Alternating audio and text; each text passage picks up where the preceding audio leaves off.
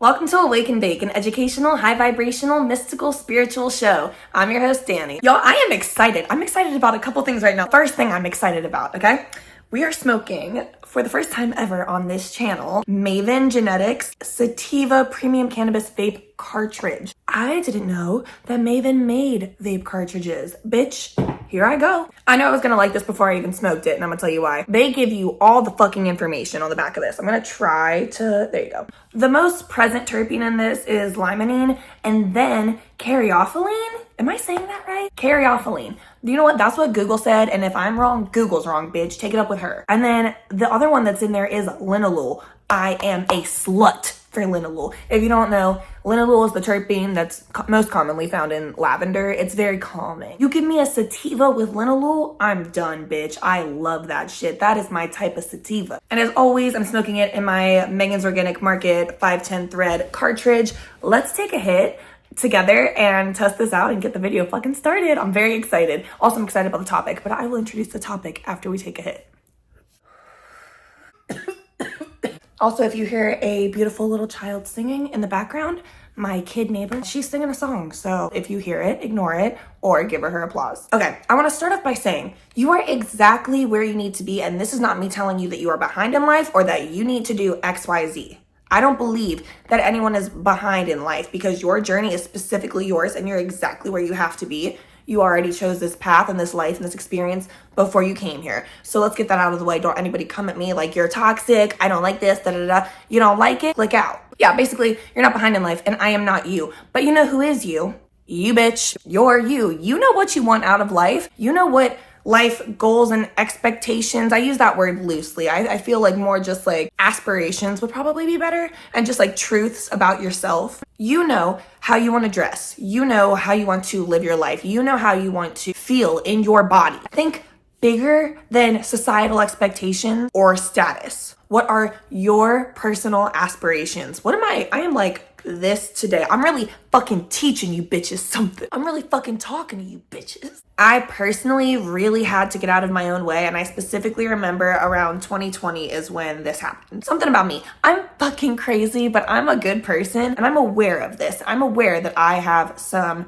mental health issues that can affect the people around me if I'm not on top of them. So here's the thing, bitch. I don't want to be toxic, so I gotta be on top of my shit. It's not my fault that I have trauma. It's not my fault that I have PTSD. It's not my fault that I have mental illness either. Unfortunately, though, it is my responsibility to handle it. Because how I present myself in the world, that's all me, bitch. I'm also drinking a little bit of mint tea because my belly fucking hurts, but I'm being very brave. I really had to stop putting off a lot of my mental health needs, so that can look different for everybody, and you really only apply this to where you are at and as much as you personally can do right now at this stage of your life. There was a period of time where I could not afford to get in with doctors or therapists, and I also didn't live in a place where it was easily accessible, and I had to move around a lot. So there was a period of time where no, I wasn't able to have a therapist. I didn't have the means. I wasn't able to have a doctor. I didn't have the means. But I was able to work on mindfulness and self-awareness. Like I said, it's just my responsibility. So I even took it upon myself to,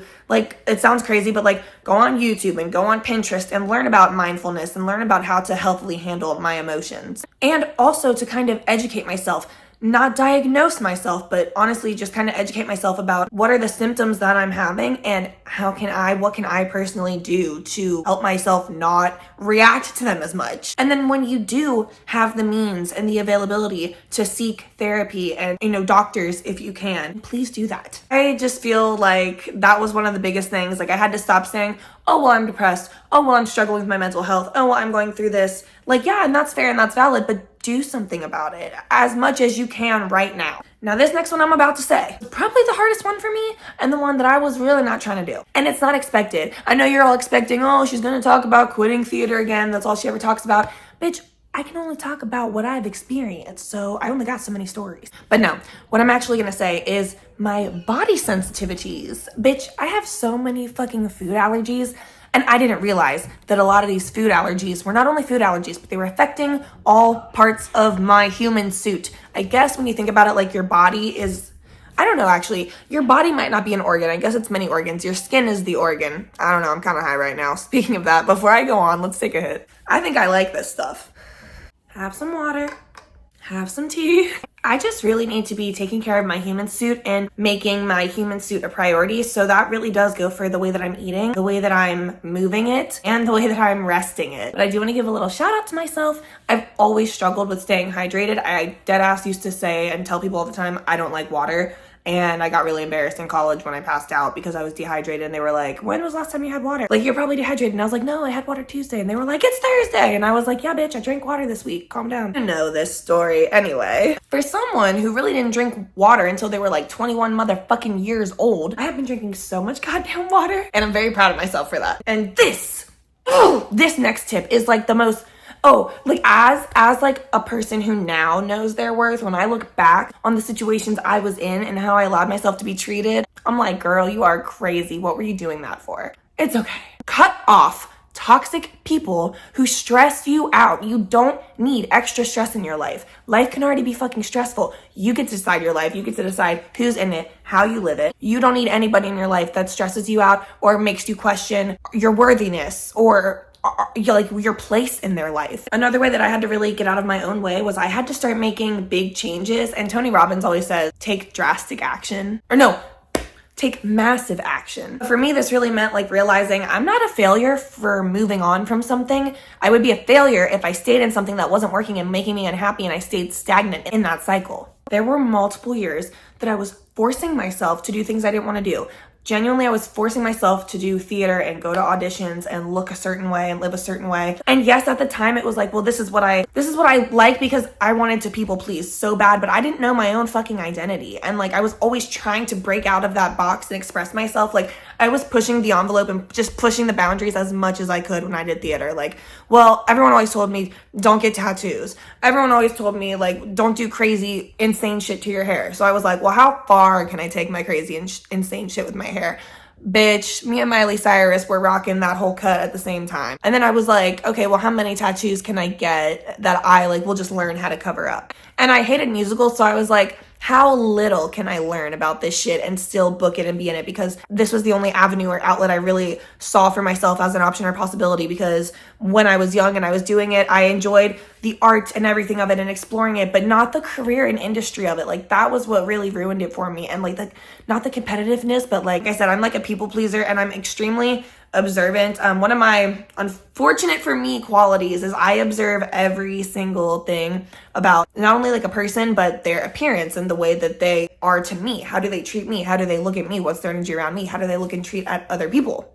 That didn't make sense. Whatever. And I always felt like I was not meeting people's expectations for me. And I always felt like, well, I know what people like and what they want to see, so I'm going to mold myself to be that for them. And like, I was just always trying to read people and be whatever they wanted me to be. And like, basically putting on like an act. Like, I was trying to be myself so bad, but also trying to please these people. But it was just like this pull back and forth. Then COVID happened and I had an identity crisis. I moved out of New York City and it was the first time in many years, and I'm talking like over a decade, that I felt safe and like calm and at peace. And that's so crazy to say because it was such like a scary time. But what's crazy is even though I was like nervous and stressed out during that time, somehow my nervous system started to heal. I think I just felt like I was finally able to take a fucking breath and I didn't have to worry about other people looking at me all the time and having to like meet how they wanted me to look and how they wanted me to appear and what they wanted me to do, because guess what? I couldn't do those things. I couldn't meet their expectations. I couldn't look the way they wanted to look because I couldn't get my hair done. I had to stay in quarantine. I couldn't book the things that I thought they wanted me to book or take the classes and do all the shit that I thought they wanted me to do because nobody could do those things. And it was the first time that I was like, oh my God, like why am I getting emotional? Ew. It's okay to feel your emotions, but this is not the vibe I wanted for this video. I'm going to feel my emotions off camera and then we're going to take a hit. Basically, it was the first time in a long time that I was able to breathe is what I'm saying. Let's hit this. And I was one of those people that was like, I'm not about to come out of this insane time, this staying at home quarantine time without some kind of like lesson I've learned or evolution, but I was not prepared to literally leave the entire industry and field and like path that I thought was going to be my whole life, that I had been doing pretty much my whole life. Like, I felt like I was going to disappoint a lot of people. And I did disappoint some. They did let me know that. And they did unfriend me on Facebook. But once I got out of my life, all the stuff that truly wasn't serving me personally, I made room for all the shit that did. I am an entirely different person in the past 5 years, and I'm so fucking happy, and I'm so like, wait, this makes more sense. This feels like what childhood Danny would not have really seen coming, but would be very fucking proud of. Good shit happened to me when I made room for it, is what I'm saying. And honestly, guys, I know we say all the time, like, you know, say your affirmations and speak it into the universe. Yes, but you can't just wish for it to be better. You have to do something to make it better. The life you want also wants you, but your actions have to show it. You have to be aligned with it. And also remember, it's okay to ask for help during this. That's the biggest thing, is I had to have so much help throughout this process. Also, the process doesn't end. I'm very much still evolving and learning and growing through shit and making mistakes and all of that. But, you know, we learn, we live, we love, we laugh, we smoke weed. That's all I really wanted to fucking talk about. This shit's amazing. Like, I'm high, I'm sativa high because, like, I could talk, I could be chatty, I have the energy, but, like, I'm also vibing, bitch. Like, if nobody wants to talk to me, I'm also fine with that. Because I might just, like, turn on some Meg Thee Stallion and shake my ass, honestly. Did we all listen to Cobra? That is my president. That is my president. Don't you ever talk shit about my fucking president. This makes me weirdly passionate. I kind of like it. Look at this, bitch. I got new tattoos. They're so cute. Okay, so look, I got this face on my arm, so cute. Spiritual, magical, witchy kind of hand going on. They're really dainty, like line work. And then I got this like angel wing thing right here, because Isaiah calls me angel. I am an angel, bitch. I'm a little freaky witch, alien, starseed ass bitch. That shit also makes me confident, apparently. Sorry guys, this is a weird vibe, but it's a good vibe, it's a fun vibe. I didn't know what it was gonna be going into this, so we figured this out together. I think I love it, but I think I'm getting weirdly passionate about weird things and a little cocky. Thank you so much for watching. Please like and subscribe. Tell your friends, tell your grandma if she's cool, and stay high.